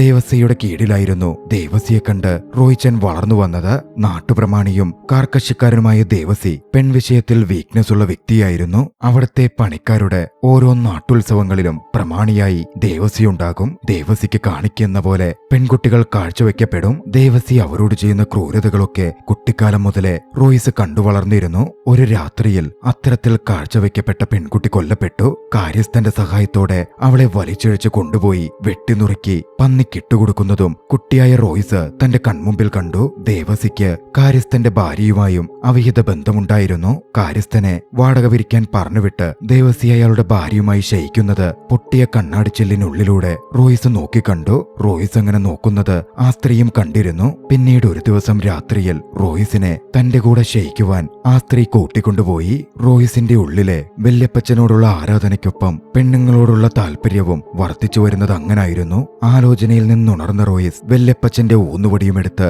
നേരെ ഫാം ഹൗസിന്റെ ഒരു ഭാഗത്തെ പൂട്ടിയിട്ടിരുന്ന ഒരു മുറിക്കകത്തേക്ക് ചെന്നു. വല്യപ്പച്ചനെ പോലെ ഊന്നുവടിയും കുത്തി റോയ്സ് അകത്തേക്ക് നടന്നിറങ്ങി. അവിടെ ബന്ധനാവസ്ഥയിൽ ഒരു ടേബിളിന് പുറത്തായി മീര കിടക്കുന്നുണ്ടായിരുന്നു. റോയ്സ് ആണ് ഓരോ പെൺകുട്ടിയെയും തട്ടിക്കൊണ്ടുവന്നത് എന്ന് ആ നിമിഷം വ്യക്തമാവുകയായിരുന്നു. അങ്ങോട്ടേക്ക് വെളിച്ചം വീശുന്ന ചെറുജാലകത്തിന്റെ പുറത്തായി ബോഗൻവില്ല പൂക്കൾ നിറഞ്ഞു നിൽക്കുന്നത് വ്യക്തമായി കാണാമായിരുന്നു. ഇതേ സമയം മറുവശത്ത് ഒന്നും ഓർമ്മ കിട്ടാതെ റീത്തു അലറി വിളിക്കുകയായിരുന്നു. രമയെത്തി റീത്തുവിനെ സമാധാനിപ്പിക്കാൻ ശ്രമിച്ചു. രമയോട് റീത്തു സംസാരിക്കാൻ തുടങ്ങി. കഴിഞ്ഞ കാര്യങ്ങൾ ഓർത്തെടുക്കാൻ രമ പറഞ്ഞപ്പോ ഒന്നും ഓർക്കാൻ പറ്റുന്നില്ല രമേ, ഓർക്കുമ്പോ വെള്ളത്തിൽ മുങ്ങിത്താഴുന്ന പോലെ തോന്നുന്നേ എന്നായിരുന്നു റീത്തുവിന്റെ അസ്വസ്ഥതയോടെയുള്ള മറുപടി. വോയിസ് റെക്കോർഡിംഗിന്റെയും ഫോട്ടോസിന്റെയും കാര്യം രമ ഓർമ്മപ്പെടുത്തി. വോയിസ് റെക്കോർഡിംഗും ഫോട്ടോസും ഒക്കെ മിസ്സിംഗ് ആവുന്നു എന്നായിരുന്നു റീത്തു പറഞ്ഞത്. റീത്തുവിനോട് സമാധാനപ്പെടാൻ പറഞ്ഞ രമ ഇന്നലെ നടന്ന കാര്യങ്ങൾ അറിയാൻ CCTV നോക്കിയാ പോരെ എന്ന് ചോദിച്ചു. രമയും റീത്തുവും കൂടി CCTV പരിശോധിക്കുകയാണ്. CCTV ദൃശ്യങ്ങളിൽ മീര വന്ന കാര്യവും എന്തോ സംസാരിക്കുന്നതും അതൊക്കെ നോട്ട്സായി റീത്തു എഴുതി വെക്കുന്നതും റീത്തു നോക്കിക്കണ്ടു. കുറിപ്പുകളുടെ കാര്യം ആലോചിച്ച റീത്തു കട്ടിലിനടിയിൽ രാവിലെ അത് കണ്ട കാര്യം ഓർമ്മിച്ച് അത് നോക്കുവാൻ അങ്ങോട്ടേക്ക് ചെന്നു. പക്ഷെ അത് അവിടെ മിസ്സിംഗ് ആയിരുന്നു. ഇന്നലെ റോയ്ച്ചൻ എപ്പോഴാ വന്നേ എന്ന് രമയോട് റീത്തു ചോദിച്ചു. ഞാൻ പോയി കഴിഞ്ഞിട്ടല്ലേ മീരമേടം വന്നത്. അപ്പം മീരമേടം പോയി കഴിഞ്ഞപ്പോ സാറ് വന്നു കാണും. ഒന്നും കൂടി ആദ്യം മുതൽ CCTV ദൃശ്യങ്ങൾ റീത്തു പരിശോധിക്കാൻ തുടങ്ങി. മീര വരുന്നതും പോകുന്നതും പിന്നാലെ റോയ് വരുന്നതും രാത്രിയിൽ റോയും റീത്തുവും കൂടി പുറത്തു പോകുന്നതും കുറെ കഴിഞ്ഞ് തിരികെ വരുന്നതും പിറ്റേന്ന് പുലർച്ചെ റോയ്ച്ചൻ കുട്ടികളുടെ മുറിയിൽ നിൽക്കുന്നത് റീത്തു വരുമ്പോ കാണുന്നതും റീത്തുവിനെയും കൊണ്ട് റോയ്ച്ചൻ കുളിക്കാൻ മുറിയിലേക്ക് പോകുന്നതും കുളി കഴിഞ്ഞു വന്ന് തോർത്തി കൊടുക്കുന്നതും അപ്പോൾ പോലീസ് വരുന്നതും പിന്നെ നടക്കുന്ന കാര്യങ്ങളും ഒക്കെ റീത്തു CCTVയിൽ കണ്ടു. റോയ്ച്ചൻ ഇപ്പോ എവിടെ കാണും റീത്തു ചോദിച്ചു. സാറ് ട്രക്കായിട്ടല്ലേ പോയേ, അപ്പൊ ഫാം ഹൗസിലായിരിക്കും എന്ന് രമ മറുപടി പറഞ്ഞു. ബിജുവിനെ വിളിക്കാൻ റീത്തു പറയുകയാണ്. പിന്നാലെ ബിജു വന്നു. സന്ധ്യയോടെ ബിജുവും രമയും റീത്തുവും ഒന്നിച്ച് അവിടെ നിന്ന് പുറപ്പെട്ടു പോവാൻ തുടങ്ങി. പോകുന്ന വഴിയിൽ ഒരു ഗേറ്റ് കണ്ടതും വണ്ടി നിർത്താൻ ബിജുവിനോട് റീത്തു പറയുന്നുണ്ട്.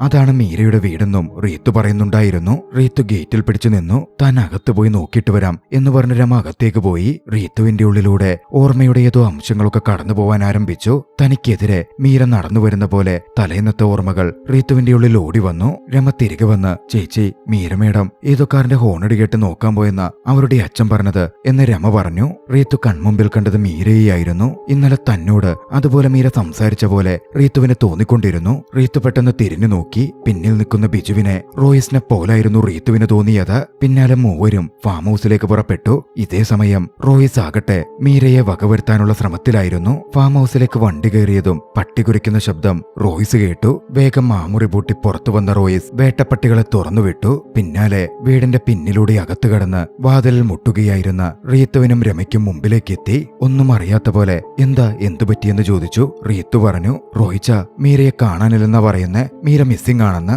അവളവിടെ പോവാനാ എന്ന് പറഞ്ഞ റോയിച്ചൻ, ഒരു കാര്യം ചെയ്യ്, നിങ്ങൾ അകത്തിരിക്കെന്ന് പറഞ്ഞ് റീത്തുവിനെയും മീരയെയും അകത്തേക്കിരുത്തി. ബിജു കാറിനടുത്ത് നിൽക്കുന്നുണ്ടായിരുന്നു. ഞാൻ ബിജുവിന്റെ അടുത്ത് പോയിട്ട് ഇപ്പൊ വരാം എന്ന് പറഞ്ഞ് പുറത്തേക്കിറങ്ങിയ റോയിച്ചൻ അവരിയ്ക്കുന്ന മുറിയുടെ വാതിലടച്ചു. നേരെ ബിജുവിന്റെ അടുത്തേക്ക് നടന്നു ചെല്ലാൻ തുടങ്ങി. ബിജുവിന്റെ അടുത്ത് എത്തിയതും ഒട്ടും മടിക്കാതെ റോയിച്ചൻ ബിജുവിനെ ഇടിക്കുകയും തല്ലുകയുമായിരുന്നു ചെയ്തത്. ക്രൂരമായി ബിജുവിനെ മർദ്ദിച്ച് റോയിച്ചൻ കൊലപ്പെടുത്തി കളഞ്ഞു. ഒച്ചയും ബഹളവും അകത്തുനിന്ന് കേട്ട് മീരയും റീത്തുവും അലറുന്നുണ്ടായിരുന്നു. അപ്പോഴേക്കും ചെല്ലുഭാഗമുള്ള വാതിൽ തല്ലി തകർത്ത് റീത്തു മീരയുമായി പുറത്തു കടന്നു. റോയിസിന്റെ ആ ഭാവമാറ്റം കണ്ട് റീത്തു ഞെട്ടി നിൽക്കുന്നുണ്ടായിരുന്നു. രമ ബിജുവിന്റെ അവസ്ഥ കണ്ട് കരയാനും തുടങ്ങി. റീത്തു രമയോട് ഓടി രക്ഷപ്പെടാൻ പറഞ്ഞു. രമ ബിജുവിന്റെ ഭാഗത്തേക്ക് ഓടാൻ പോയതും റോയിസ് രമയെ പിടികൂടി പൊക്കിയെടുത്ത് മണ്ണിലടിച്ച് ബോധം കെടുത്തി. അത് കണ്ടതും റീത്ത് പെട്ടെന്ന് ഛർദ്ദിക്കാൻ തുടങ്ങിയിരുന്നു. ഒരു നിമിഷം റീത്തുവിന്റെ ഓർമ്മകൾ മാഞ്ഞുപോയി. റീത്തുവിനെ കൂട്ടിക്കൊണ്ടുപോയ റോയിച്ചൻ, നിന്റെ റോയിച്ചനാണ് ഞാൻ എന്ന് പറഞ്ഞ് കട്ടിലിൽ കൊണ്ടുകിടത്തി കുരിശുവര ഉറങ്ങിക്കോളാൻ പറഞ്ഞു. മറന്നിരുന്ന റീത്തു കട്ടിലിൽ കുരിശു വരച്ചു കിടന്നു. റോയിച്ചൻ പുറത്തുപോയി രമയുടെ ശരീരം പൊക്കിയെടുത്ത് മീരയെ ബന്ധിച്ചിരുന്ന അതേ മുറിയിലേക്ക് കൊണ്ടുകിടത്തി. പിന്നാലെ രമയുടെ ശരീരത്തിൽ എന്തോ ഒന്ന് ഇഞ്ചക്ട് ചെയ്തു. മീരയെയും രമയെയും റോയിച്ചൻ മാറി മാറി നോക്കി. പണ്ട് വല്യപ്പച്ചൻ 2 പെൺകുട്ടികളെ ഒന്നിച്ചു കൊണ്ടുപോയൊരു ഓർമ്മ റോയിസിന്റെ മനസ്സിലേക്ക് ഓടിയെത്തി. അപ്പോഴാണ് പുറത്തു വീണ്ടും പട്ടികൾ കുരയ്ക്കുന്ന ശബ്ദം കേട്ടത്. റോയിച്ചൻ അവിടെ നിന്ന് പുറത്തേക്ക് ചെന്നു. പട്ടികൾ ബിജുവിന്റെ ശരീരം കടിച്ചു കീറാൻ തുടങ്ങിയിരുന്നു. മുറിക്കകത്തേക്ക് ചെന്ന റോയിച്ചൻ ഭ്രാന്തനെ പോലെ, ഒരു സൈക്കോയെ പോലെ ബോഗൻവില്ല ചിത്രങ്ങൾ കത്തിച്ച് തുള്ളിച്ചാടാനും ആസ്വദിക്കാനും ആരംഭിച്ചു. റോയിച്ചന്റെ ഓർമ്മകൾ പഴയകാലത്തേക്ക് പോയി. അപകടത്തിന് ശേഷം റീത്തുവിന് അമ്നീഷ്യ വന്നല്ലോ. റോയിച്ചൻ അതിനെപ്പറ്റി ഡോക്ടർ മനുവിനോട് സംസാരിച്ചിരുന്നു. ഡോക്ടർ മനു അന്ന് പറഞ്ഞത് വെള്ളത്തിൽ മുങ്ങുന്ന തരം സംഭവങ്ങൾ ഇല്ലാതിരിക്കാൻ ഇനി കൂടുതൽ ശ്രദ്ധിക്കണം. അങ്ങനെ സംഭവിച്ചാൽ വീണ്ടും ഓർമ്മകൾ മാഞ്ഞുപോവാൻ കാരണമായേക്കും എന്ന തരത്തിലായിരുന്നു. റോയിസ് അത് തനിക്ക് അനുകൂലമായി ഉപയോഗിക്കാൻ തുടങ്ങി. ഓരോ തവണയും റീത്ത് പാനിക്കാവുമ്പോ റോയിസ് അവളെ കൂട്ടിക്കൊണ്ടുപോവും. മ്യൂസിക് വെച്ച് തന്റെ സൈക്കോഭാവം ഉണർത്തും. പിന്നാലെ ബെൽറ്റൊക്കെ ഉപയോഗിച്ച് റീത്തുവിനെ ക്രൂരമായി മർദ്ദിക്കും. ശേഷം അവളെ വെള്ളത്തിൽ ബാത്ടബിലേക്ക് തല മുക്കി മുക്കി ഓർമ്മകൾ മായുന്നവരെ ഉപദ്രവിക്കും. കുളി കഴിഞ്ഞെന്ന പോലെ റീത്തു തിരികെ വരുമ്പോ ബാത്ടബിൽ വീണ്ടും വീണോ എന്ന് ചോദിച്ച് അവളെ ശകാരിക്കും. റീത്തുവിന് ഓർമ്മകൾ തങ്ങാത്തതുകൊണ്ട് റോയിച്ചന്റെ പ്രവൃത്തികളിൽ റീത്തു ഒരു തരത്തിലും സംശയിച്ചതുമില്ല. റീത്തുവിനെ ഉപയോഗിച്ചായിരുന്നു റോയിച്ചൻ പിന്നീട് ടാർഗറ്റുകളെ പൊക്കിയിരുന്നത്. ചായ എന്ന പെൺകുട്ടിയെയും തൃഷിക എന്ന പെൺകുട്ടിയെയും ജെനിഫറിനെയും ഒരു സംശയവും കൂടാത്ത തരത്തിൽ റീത്തുവിനെ കൂടെ നിർത്തിയായിരുന്നു റോയിച്ചൻ വണ്ടിയിൽ കയറ്റി മയക്കി ഫാം ഹൗസിലേക്ക് കടത്തിക്കൊണ്ടുപോയത്. ഓരോ തവണയും തന്റെ മാനസിക വൈകൃതങ്ങൾ അവർക്ക് മേൽ നടപ്പിൽ വരുത്തുന്ന റോയിച്ചൻ തിരികെയെത്തി റീത്തുവിനെ വീണ്ടും ബാത്ടബിലെ വെള്ളത്തിൽ മുക്കി അവളുടെ ഓർമ്മകൾ ഇല്ലാതാക്കുകയായിരുന്നു ചെയ്തത്. തന്റെ ആവശ്യങ്ങൾ കഴിയുമ്പോൾ കടത്തിക്കൊണ്ടുപോകുന്ന പെൺകുട്ടികളെ അറുത്തുമുറിച്ച് പന്നിക്ക് കഴിക്കാൻ ഇട്ടുകൊടുത്ത് തെളിവുകളടക്കം റോയിച്ചൻ ഇല്ലാതാക്കുകയും ചെയ്യുമായിരുന്നു. തന്റെ ട്രോഫികൾ പോലെ ആ പെൺകുട്ടികളുടെ ആഭരണങ്ങളും മറ്റും റോയിസ് സൂക്ഷിച്ചു വെക്കുകയും ചെയ്യും. അന്ന് അതുപോലെയായിരുന്നു റീത്തുവിനെ ഉപയോഗിച്ച് മീരയെയും റോയിസ് കടത്തിക്കൊണ്ടുവന്നത്. ഒരു ഞെട്ടലോടെ റീത്തുവിന്റെ ഓർമ്മയിലേക്കും ഇതൊക്കെ തെളിഞ്ഞു വരുന്നുണ്ട്. ഒരു ഭീതിയോടെ റോയിസിനെ റീത്തു നോക്കി നിന്നു. റീത്തുവിന്റെ ഓർമ്മകൾ ഇല്ലാതാക്കാൻ റോയിസ് റീത്തുവിനെ വെള്ളത്തിൽ മുക്കുവാൻ ബാത്ടബിന്റെ മുമ്പിൽ കൊണ്ടു നിർത്തി. പക്ഷെ ആ നിമിഷം റോയിസ് അത് പ്രവർത്തിക്കുന്നതിന് മുമ്പ് തിരിച്ചടിച്ച റീത്തു അവിടെ നിന്ന് പുറത്തേക്കിറങ്ങി ഓടി. ഫാം ഹൗസിനുള്ളിലൂടെ റീത്തു ഓടിക്കൊണ്ടിരുന്നു. തോക്കെടുത്ത് റോയിസും പിന്നാലുണ്ടായിരുന്നു. ഒടുവിൽ റീത്ത് ഫാം ഹൗസിലെ കുളത്തിൽ വീണു. വെള്ളത്തിൽ മുങ്ങിത്താഴ്ന്നതോടെ റീത്തുവിന്റെ ഓർമ്മകൾ വീണ്ടും മാഞ്ഞുപോയി. റോയിസ് തന്നെ പിന്നെ വന്ന് റീത്തുവിനെ പൊക്കിയെടുത്ത് കൊണ്ടുപോവുകയാണ്. റീത്തുവിനെ റോയിസ് കൊണ്ടുപോയത് രമയും മീരയും ബന്ദിയായി കിടക്കുന്ന ആ മുറിയിലേക്കായിരുന്നു. അങ്ങോട്ടേക്ക് ഞെട്ടലോടെ കടന്നുവന്ന് നോക്കിക്കൊണ്ടിരുന്ന റീത്തുവിനോട് റോയിസ് പറഞ്ഞു, തന്നെ ഇതൊന്നും കാണിക്കേണ്ടെന്ന് കരുതിയതാ. പിന്നെ ഇതൊന്നും നാളെ തനിക്ക് ഓർമ്മയുണ്ടാവില്ലല്ലോ, അതുകൊണ്ടങ്ങ് കാണിക്കാമെന്ന് കരുതി. കാണുന്ന കാഴ്ചകളുടെ ഭയം ഉള്ളിന്റെ ഉള്ളിൽ നിന്നോളും. മയക്കുമരുന്നൊരു സിറിഞ്ചിൽ നിറച്ച് ഇതെടുത്ത് ഇഞ്ചക്ട് ചെയ്യ് എന്ന് പറഞ്ഞ് റീത്തുവിന് മുമ്പിലേക്ക് റോയിസ് ഇട്ടുകൊടുത്തു. റീത്തു അതിന് തയ്യാറായില്ല. റോയിസ് നിർബന്ധിച്ച് അടുത്തു വന്നപ്പോ ഒരലർച്ചയോടെ റീത്തു ആ സിറിഞ്ചെടുത്ത് റോയിസിന്റെ ദേഹത്ത് കുത്തി. ഇതൊക്കെ നടക്കുമ്പോ മീര മയക്കത്തിൽ നിന്ന് ഉണർന്നു കിടക്കുന്നുണ്ടായിരുന്നു. വളരെയധികം ദേഷ്യത്തിൽ റീത്തുവിനെ നോക്കിയ റോയിസ് കാലിലെ സിറിഞ്ച് ഊരിയെടുത്ത് റീത്തുവിനെ ആക്രമിക്കാൻ തയ്യാറെടുക്കെ ഉണർന്നു കിടന്നിരുന്ന മീര കയ്യിലെ ചെയിൻ ഉപയോഗിച്ച് റോയിസിനെ കടന്നുപിടിച്ചു ബന്ദിയാക്കി നിർത്തി. റീത്തുവിനോട് ഓടിപ്പോയി പോലീസിനെ വിളിക്കാൻ പറഞ്ഞു. റീത്തു അതിന് ശ്രമിക്കുമ്പോഴേക്കും നിന്നും റോയിച്ചൻ കയ്യിലെ തോക്കെറിഞ്ഞ് റീത്തുവിനെ താഴെ വീഴ്ത്തിയിരുന്നു. മീരയും റോയ്സും തമ്മിൽ ശക്തമായൊരു പോരാട്ടം നടന്നു. പക്ഷേ ഒടുവിൽ റോയ്സ് മേൽക്കൈ നേടി മീരയെ അടിച്ച് താഴെയിട്ടു. അപ്പോഴേക്കും താഴെ വീണ റീത്തുവിന്റെ ബോധം തെളിഞ്ഞു. തോക്ക് റീത്തുവിന്റെ കയ്യിലായി. റീത്ത് തോക്കെടുത്ത് എഴുന്നേറ്റ് നിന്നു. റീത്തുവിന്റെ ഭർത്താവ് റോയ്ച്ചനെ പോലെ അഭിനയിച്ച് റീത്തുവിന്റെ മനസ്സിൽ സ്ഥാനം പിടിക്കാനും റീത്തു ഒന്നും പ്രവർത്തിക്കാതിരിക്കാനും റോയ്സ് ശ്രമിക്കുന്നുണ്ടായിരുന്നു. മീരയാണെങ്കിൽ റോയ്സിനെ വെടിവെക്കാൻ റീത്തുവിനോട് പറഞ്ഞുകൊണ്ടിരുന്നു. റീത്തു ആകെ കൺഫ്യൂഷനിലായിരുന്നു. ഏത് വിശ്വസിക്കണം ഏത് വിശ്വസിക്കണ്ട എന്ന അവസ്ഥ.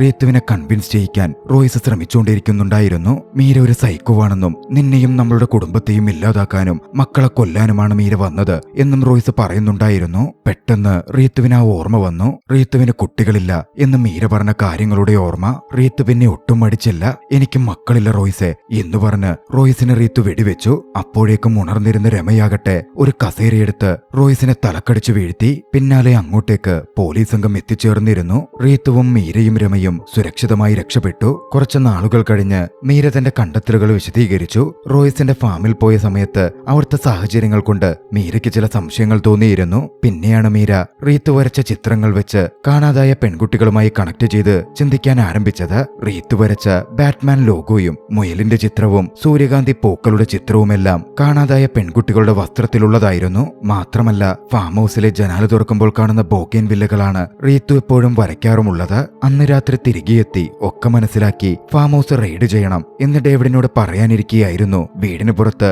കാർ ഹോൺ കേട്ട് മീര അങ്ങോട്ടേക്ക് ഇറങ്ങിച്ചെല്ലുന്നത്. റീത്തു ഗേറ്റിനടുത്ത് നിൽക്കുന്നത് കണ്ടതും റീത്തുവിനടുത്തേക്ക് മീര ചെന്നു. അവിടെ നിന്നും വിദഗ്ധമായി റോയ്സ് മീരയെ പിടിച്ചുകൊണ്ടുപോവുകയായിരുന്നു. ഡേവിഡ് മീരയോട് സോറി ചോദിച്ചു. ഒരിക്കൽ പോലും റോയ്സിനെ സംശയിക്കാൻ ഒരു സാധ്യതയും അയാൾ മുമ്പിൽ ഇട്ടിരുന്നില്ല എന്ന് ഡേവിഡ് പറഞ്ഞു. തങ്ങൾ റീത്തുവിന്റെ ഹാലൂസിനേഷനുകൾക്ക് പിന്നിലായിരുന്നു എന്നും ഡേവിഡ് വ്യക്തമാക്കുന്നുണ്ട്. പിന്നാലെ ഡേവിഡ് കുറച്ച് കാര്യങ്ങൾ പറഞ്ഞു. റോയ്സ് സൂക്ഷിച്ചിരുന്ന 13 പെൺകുട്ടികളുടെ വിവരങ്ങൾ പോലീസ് കണ്ടെടുത്തു. അതിലൊന്ന് റീത്തുവായിരുന്നു. റീത്തു മാത്രമാണ് അവരിൽ ജീവനോടെ ബാക്കിയുള്ളത്. മിക്കവാറും റീത്തുവിന്റെ മെമ്മറി ലോസ് അയാൾക്ക് ഉപകാരപ്പെടും എന്നുള്ളതുകൊണ്ടായിരിക്കും റീത്തുവിനെ അയാൾ കൊല്ലാതെ അത്തരത്തിൽ മുമ്പോട്ട് ഉപയോഗിച്ചു പോന്നത്. പിന്നാലെ ഒരു കാര്യം കൂടി പോലീസ് വ്യക്തമാക്കി. റീത്തുവിന്റെ യഥാർത്ഥ പേര് റീത്തു എന്നല്ല, റോയ്സ് ഉണ്ടാക്കിയ ഒരു ഫേക്ക് വേൾഡിലായിരുന്നു റീത്തു ഇത്രനാൾ ഉണ്ടായിരുന്നത്. രമയും ബിജുവും ഡോക്ടർ മനുവുമടക്കം റോയ്സിന്റെ വിദഗ്ധമായ കഥയിൽ നുണകളിൽ വീണുപോയതായിരുന്നു. റീത്തുവിന്റെ യഥാർത്ഥ പേര് റീത്തു എന്നല്ല, എസ്തർ എന്നാണ്. എസ്തർ ഇമ്മാനുവൽ. തന്റെ യഥാർത്ഥ ഐഡന്റിറ്റി റീത്തു ഒരു അതിശയത്തോടെ നോക്കിക്കണ്ടു. അത് കണ്ടതും തന്റെ തടവറ ജീവിതം ആലോചിച്ചിട്ടാവണം റീത്തു കരയുന്നുണ്ടായിരുന്നു. എല്ലാ കുറ്റങ്ങൾക്കും റോയ്സിന് ജയിൽ ശിക്ഷ ലഭിച്ചു. റോയ്സ് ജയിലിൽ കഴിയുമ്പോൾ എസ്തർ ഇമ്മാനുവൽ റോയ്സിനെ കാണാൻ ചെന്നിരുന്നു. തന്നോട് ചെയ്ത ക്രൂരതയ്ക്കുള്ള പ്രതികാര ബുദ്ധി എസ്തറിന്റെ മുഖത്ത് കത്തി നിൽക്കുന്നുണ്ടായിരുന്നു. എസ്തർ അവിടെ നിന്ന് തിരികെ നടക്കുന്ന ദൃശ്യങ്ങളോടെ ചലച്ചിത്രം അവസാനിക്കുന്നു. നിങ്ങൾക്ക് ഈ മിസ്റ്ററി ത്രില്ലർ ചലച്ചിത്രം ഇഷ്ടമായെങ്കിൽ വീഡിയോ ലൈക്ക് ചെയ്യുക. അഭിപ്രായങ്ങളും നിർദ്ദേശങ്ങളും കമന്റുകളിൽ രേഖപ്പെടുത്തുക. കഴിയുമെങ്കിൽ ചാനൽ സബ്സ്ക്രൈബ് ചെയ്തും കൂട്ടുകാർക്ക് ഷെയർ ചെയ്തു കൊടുത്തും ഞങ്ങളെ സപ്പോർട്ട് ചെയ്യുക. അടുത്ത എപ്പിസോഡിൽ മറ്റൊരു മികച്ച ചലച്ചിത്രവുമായി നമുക്ക് കണ്ടുമുട്ടാം. അതുവരെ ബൈ.